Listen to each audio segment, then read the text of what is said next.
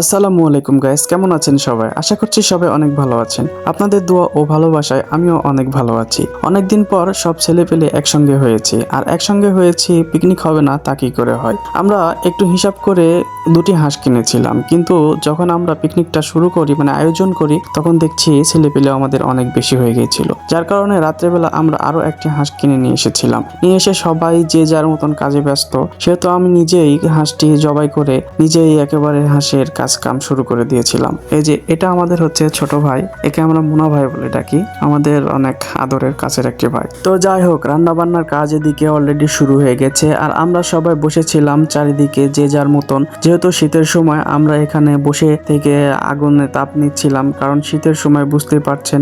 আর আমরা একটা বিষয় জানি যে শীতের সময় পিকনিকটা একটু আয়োজন বেশি হয়ে থাকে, আর শীতের সময় আয়োজনটা হলে একটু ভালো ভালো লাগে আর কি, যার কারণে আমাদের শীতের সময় আয়োজনটা আরো বেশি হয়। তো দেখুন সবাই এখানে চুলার আশেপাশে বসে আছে, বুঝতেই পারছেন কতটা শীত। এই শীতের সময় পিকনিক মানে একটা আনন্দ, আর এই আনন্দের মুহূর্তে আমি ভিডিও করছিলাম। হাবিবুর সাহেব সেখানে রান্না বান্নার কাজ করছিল, এই যে আমাদের সুমন মামা এবং আপদ বেটা এখানে আগুনে তাপ নিচ্ছে, এই যে আমাদের মোনা ভাই, আমাদের ছোট্ট ভাই। কেউ নামগুলো শুনে আর কি হতভম্ব হবেন না বা খারাপ ভাবে নিবেন না দয়া করে, কারণ আমরা তাদের ভালোবেসেই এগুলো বলে ডাকি। তো যাই হোক, এই যে আমাদের তরকারি রান্না হচ্ছে, এখানে তরকারি কষানো হচ্ছে প্রথমে, এখন মাংস দেওয়া হচ্ছে। এই মাংসগুলো খেয়ে আপনাদেরকে শেষে বলবো যে কেমন হলো আজকে আমাদের এই রেসিপিটা। তো আপনারা এই ভিডিওটি সম্পূর্ণ দেখতে থাকুন, আর আমাদের এই রান্না বান্নার আয়োজনটা দেখতে থাকুন, যে আমাদের রান্না বান্নাটা কেমন হয় বা আমরা কি করি এখানে।